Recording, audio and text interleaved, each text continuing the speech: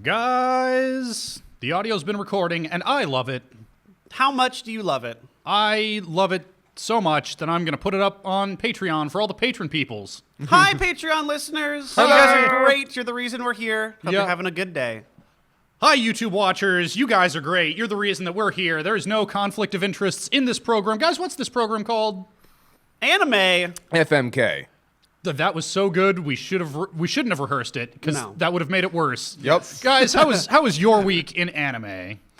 It was pretty weird. This is a strange, this is an interesting week full of interesting episodes.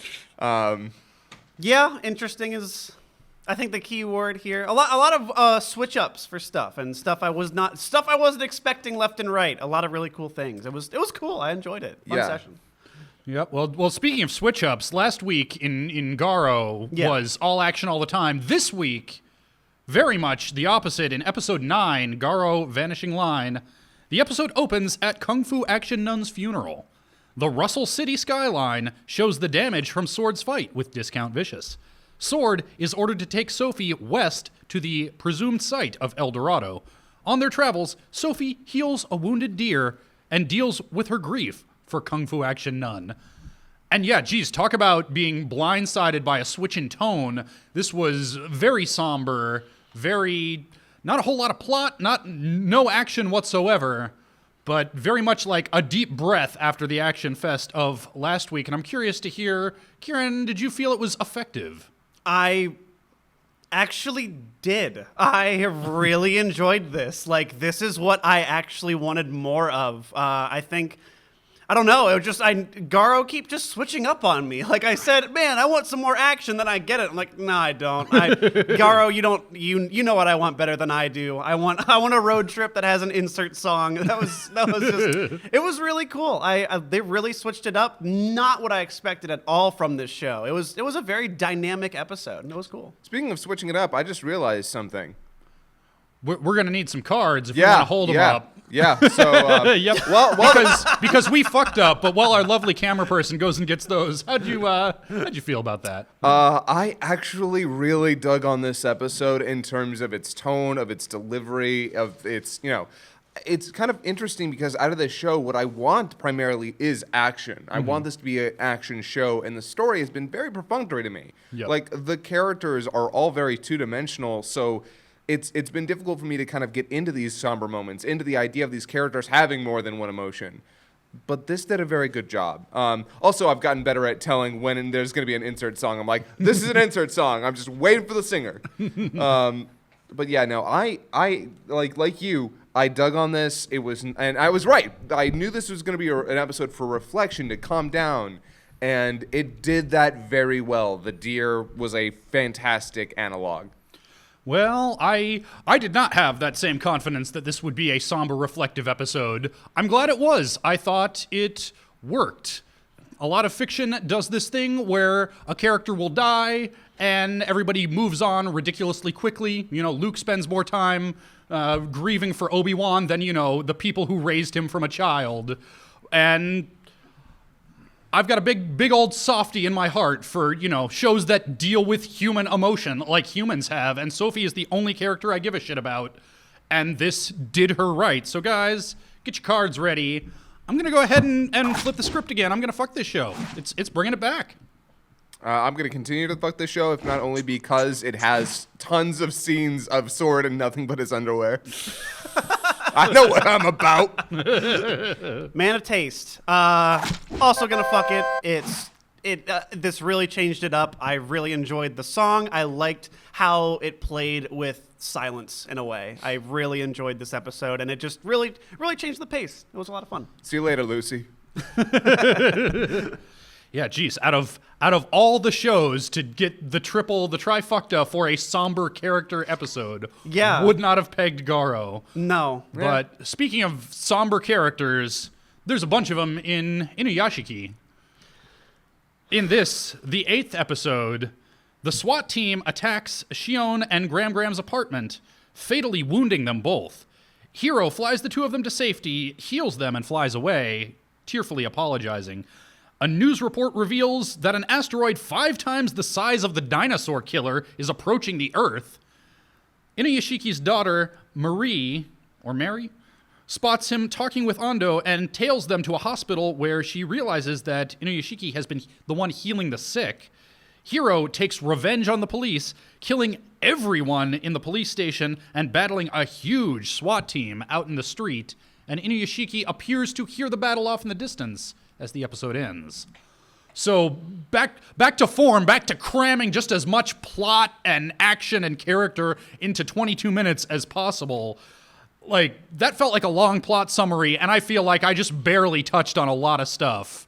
I could try and keep the suspense. Guys, this show's back. I love it. Scott, how'd you feel? By the way, it's Mari. Mari. Okay. Yeah. Also, one thing I just want to get out of the way, what is up with this asteroid thing? Did we need this? Did we want this? I'm not sure that I necessarily did. But beside that, like, let's just take that one part that I didn't like out of there, and the rest of it was crazy, and it was exactly what I wanted, exactly what I was expecting. Like, the moment the SWAT team showed up, I'm like, this has to be where everything goes nuts. It has to be a cascade of shit going wrong from here, and it was. He leaves one guy alive. I at the love police station. that. This is true. And I'm so glad he did, because there has to be a witness. There has to be a guy there. And I'm happy that it was this guy who was like, I want to see this guy up close. No, he didn't. He really did not. And I also love that it's capturing this idea of this catastrophe is happening and nobody can see the details. They see a flash of light. They don't see all these lasers coming down. Like, if you were an actual cameraman, you would not know what was happening at that moment. And I love that it's capturing this chaos so well. I agree. This is some solid stuff, and I'm curious to see what happens with Mari. Like, that was the thing that actually got me the most interested. It was, we needed to see something with Inuyashiki's family. I'm really glad we got to see something with his daughter. Yeah. And she has a really neat angle to her as well. That scene with her and Ando, I really appreciated. Like, just knowing that she's like a closet aspiring mangaka is just really neat. Like, that's cool. And again, Mr. What's-His-Face, mangaka himself, writing what he knows. And I appreciate that. But this, as you mentioned, like the kind of the mystique of what's going on? I have no idea. I want to see up close. Where's his gun? Like just Yeah. This kind of everybody's still trying to piece together what exactly is going on with Hiro. But man, this was as you said, a big return to form, and I got goosebumps as Hiro was going through the police station. I haven't felt this compelled by a character like this since Light Yagami. Like, I'm really, really enjoying Hiro. And you meant that as a compliment? Yes. Yes, because Yes. I think when Light is at his best, he is incredibly fascinating. Oh, yeah, I agree. Like, let's get past the problems with Death Note. Light at his best was so chilling and cool. Yeah, and that's what Hiro feels like, because he has this really warped sense of justice. He cares about people close to him and tries to do what he can. But the fact that he healed those two, I was like, oh man, that's awesome. Yeah. So good. And so much to talk about. Yeah, certainly more. But I saw Scott reaching for his cards. Felt like 10 minutes ago. Let's just hold Formality. them up. Yeah, Boom. You know it. Yeah. You knew it. This is the first episode that's not getting the trifuck. No, this is entirely obligatory at this point. Yeah.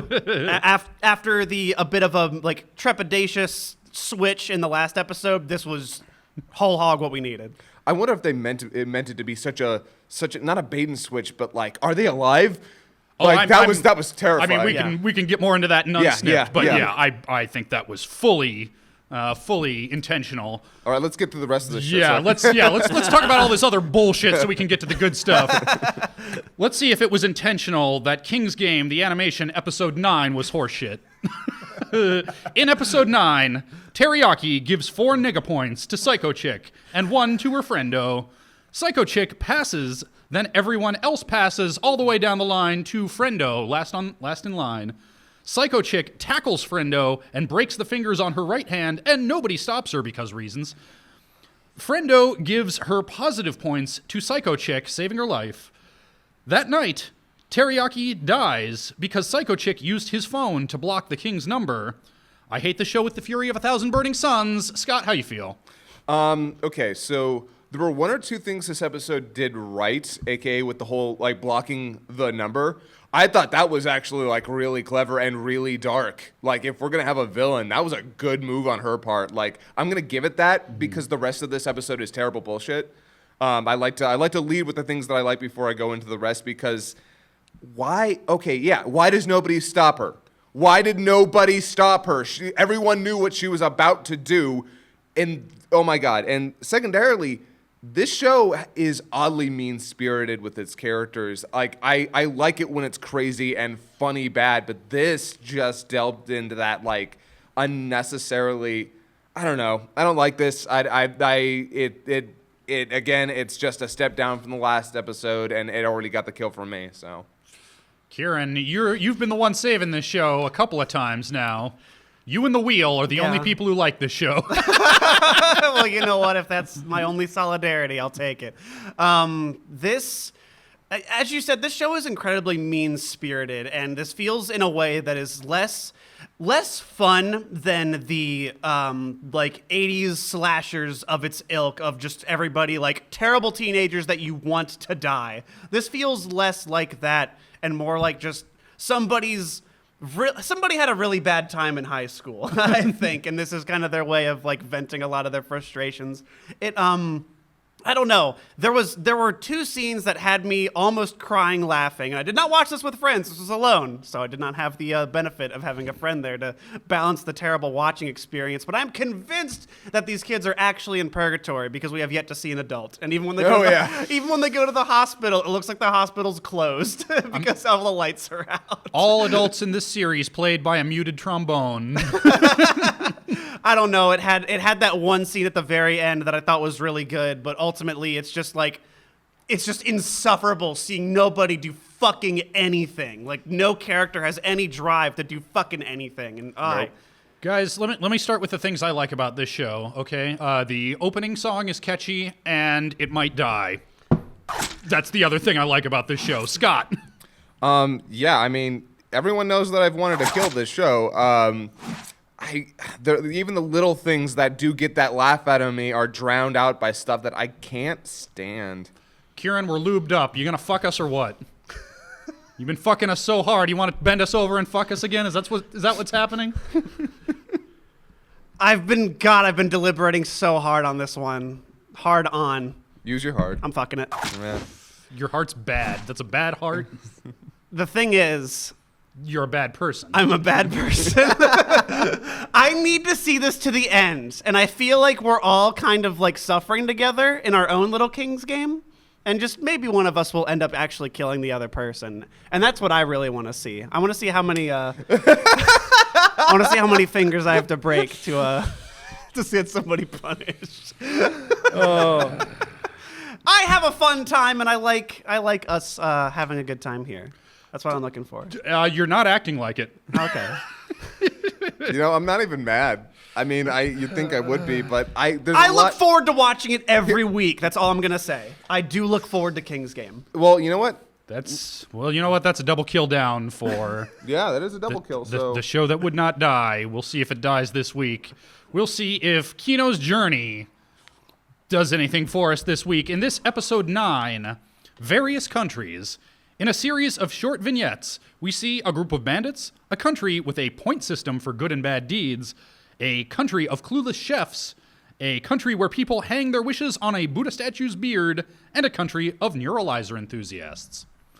That was the best I could do. This is very much a 22 short stories from Springfield. Like, here's a bunch of stuff that couldn't sustain a whole episode, so we're just going to give each one like 2 to 4 minutes to do its thing. Kieran, you've been the big defender of this show. How did that structure work out for you?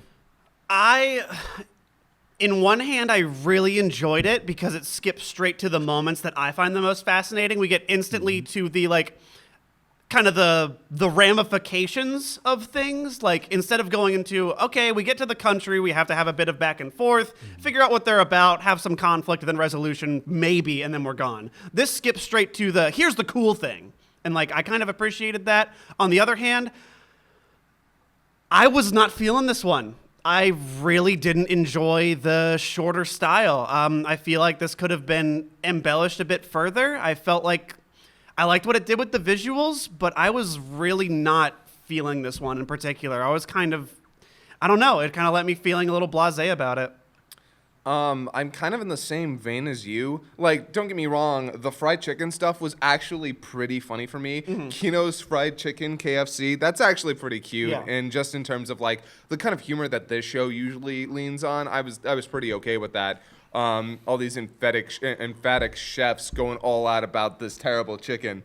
But besides that, basically everything else fell flat for me. Like, that was the only vignette that actually hit me. One of them flat out was insulting to me as somebody who's well-read and has enjoyed same things of its ilk. We'll talk about it more in the Unsnipped segment, but by and large, a lot of these just did not do it for me, even though I saw where they were going. And again, I think that's the problem with Kino's journey for me in general. I know what it's doing, but it is not striking a chord.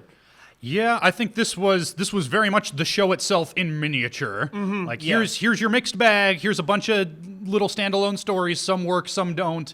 In this episode, I found more of them did not work than did. In fact, Same. The one that I liked the best, which was the one with the karma point system, Oh, yeah.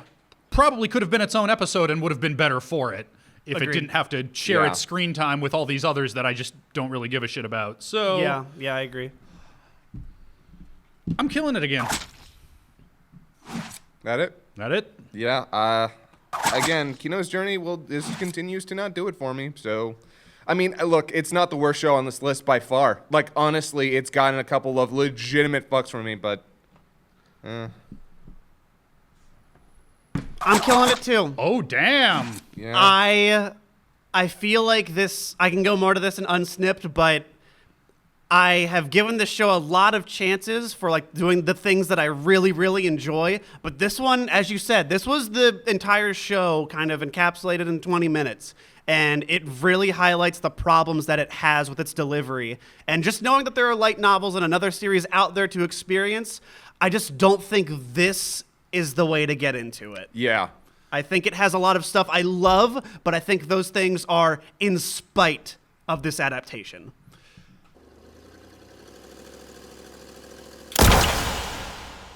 Well, guys, Kieran, you really surprised me because, you know, we talk about gamification here. I wanted to make sure that you had to kill your baby to save King's game. I was ready to And do you that. murdered that baby. I was ready to do that. By the way, I'd like to address something because I know that some people are going to be kind of like weirded out by the fact that King's Game, a series that is flat out terrible, has lasted this long, and Kino's Journey, a show I think we can all legitimately say is better, has lived. Yeah. Oh, I'm weirded out by that, but you can't pin this one on me, motherfucker. Yeah. Like, look, when it comes to these shows, it's not all about quality.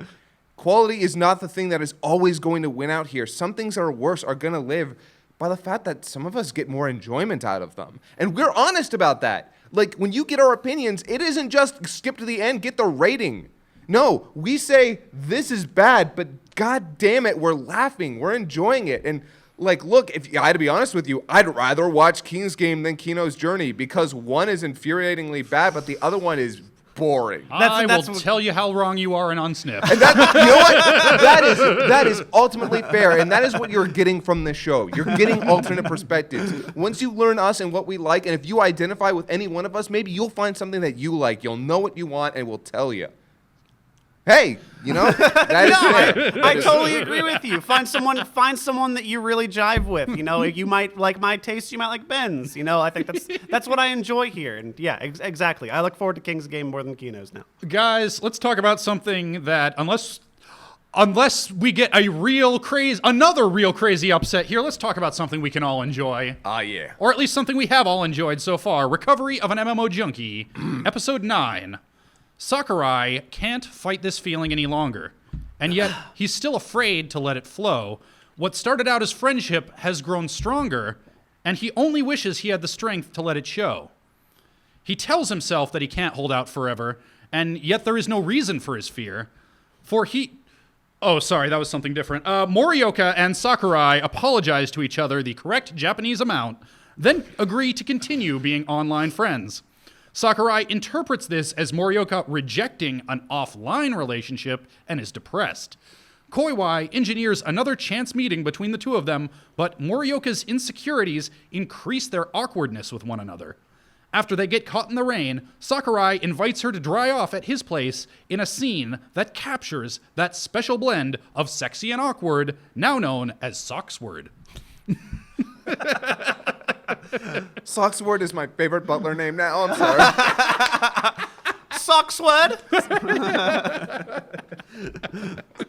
I'll go ahead and lead this one off. The hot damn, like what a great episode. Knowing that this is going to end at 10, I knew going in that something big was going to happen, and this hit every story beat I wanted, even ones I didn't expect. The one that really, really jived with me was when they were at the gas station. This is one moment that really, really stuck out to me, and that's probably the only thing I'll point out. When they're together and the clerk at the convenience store, whatever, says, oh, is she your girlfriend? And she interprets that like, she's upset, like, I can't believe it. Like, oh, she's your girlfriend? Like, this is something like a slight against her. Not like, oh, I'm excited for you. You have a girlfriend. And God, if I can't relate to that. Somebody trying to say something genuine, but when you're not in that proper headspace or you're just conflicted with all this other shit, you take that as the worst possible thing and run. And I really, really enjoyed how that turned around. They both know each other so well. Like this intimate relationship that you can only have with this online connection they had prior. And man, if it ends with them in the apartment together, and squealing, and I'm just, I love it. It was so cute. Can we just recognize that once again, Koiwai is the greatest wingman on the planet? Oh, he's the best. Yeah, there's no question anymore what his agenda is. Yeah. He wants these two crazy kids to just fuck already. Yeah, and man, like for a show that has had some of the weaker side characters, it's also had a couple of the strongest side characters in this season. So I'm really happy to see like those weaker side characters got less screen time and the stronger ones got more. And Koiwai, again, just comes, like, I should be talking about Sakurai and Morioka, but I don't know. I'm just in love with Koiwai.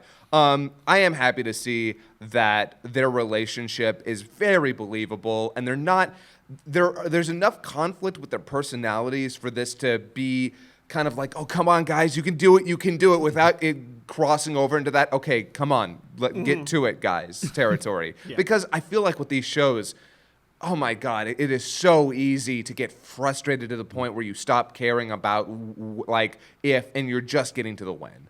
Yeah, I think if it weren't for the fact that I knew going in that this is the second to last episode, I might have been frustrated. But knowing that this is that penultimate chapter where they have to get over those last hurdles, I think that gave me a little more patience for it. And the rest, I mean, I could go through this scene by scene, and will in Unsnipped. But for now, let's hold up some cards. Fucking it. Yep, fucking it. Absolutely, and I want them to. Yes. Strong try-fuck. Easy. What a surprise of the season, man. Oh, yeah. Solid throughout. I think it's got a try-fuck every week. Yep, the color 12 will let us know in the comments. Yeah. Check those pinned comments. But yeah.